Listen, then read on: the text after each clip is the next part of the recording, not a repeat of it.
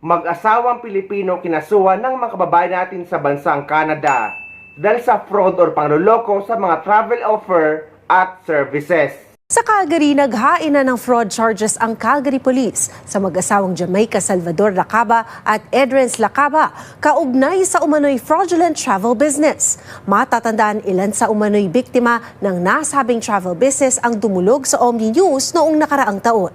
Ang detalye ng isinampang kaso at ang reaksyon ng komunidad sa ulat ni Kisha Balatba. Kinasuhan na ng Calgary Police ang mag-asawang umano'y may kaugnayan sa fraudulent travel business kung saan ilang Pilipino sa Canada at Pilipinas ang nabiktima. Matatandaan ang ulat ng Omni News noong Setyembre kung saan ibinahagi ng ilang biktima ang kanilang karanasan sa pag-book ng bakasyon kay Jamaica Salvador Lacaba. Nag-book po ako sa kanya ng Palawan and Boracay package na walang nangyari ni isa. Kinasuhan sa Jamaica ng defrauding a person over $5,000, use of a forged document, and laundering proceeds of crime. Ang kanyang asawang si Edrens, nahaharap naman sa defrauding a person over $5,000 at laundering proceeds of crime. We're surprised and we're happy that at least there's a result, and we didn't know that Calgary Police is actually doing something, and now this is good news for us.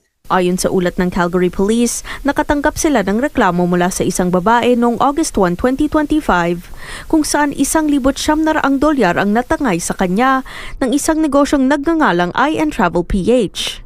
Nakatanggap din daw ang pulisya ng dagdag na reklamo tungkol sa parehong travel agent noong August 10 at tinatayang nasa mahigit $200 ang estimated total loss. Sa mga nagreklamo, 4 raw ang nakatira sa Calgary at sa kabuuan nawalan ng $17,000.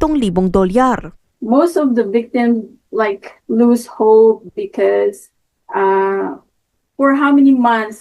I started the complaint July 28th. So it's more than 6 months.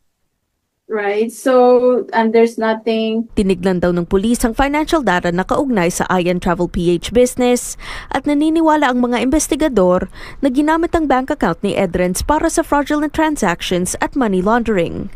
Naghain daw ang pulisya ng search warrant noong January 27 at kinuha ng pulis ang 2 cellphone, 3 iPad at isang MacBook. Dinala naman ng mag-asawa sa kustodiya ng pulisya. Finally, of all what happened to us, of all the bad things, finally here we see the justice coming.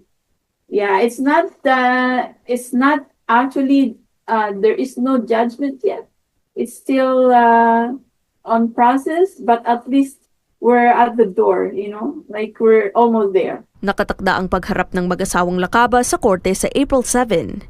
Sa pahayag ng Philippine Consulate General sa Calgary, sinabi na nabalitaan nila ang charges laban kay Lacaba.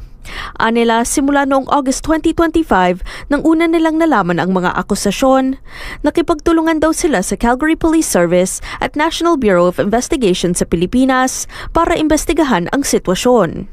Patuloy daw nilang babantayan ang kaso. Sa mga kababayan naman natin na gusto mag-travel, mas maigi na DIY na lang kayo. Meaning, kayo ang magbubook ng ticket nyo mismo direkta sa website ng mga airlines na gusto nyong kunin. At kung sa hotel naman ay mas maigi na mag-download kayo ng Agoda app dahil pwede nyong gamitin ang Agoda app para mag-book ng hotel sa angmang bansa or kahit sa angmang lugar sa Pilipinas. Dahil subok ko na yan para maiwasan yung may scam at maloko kagaya ng mga kababayan natin.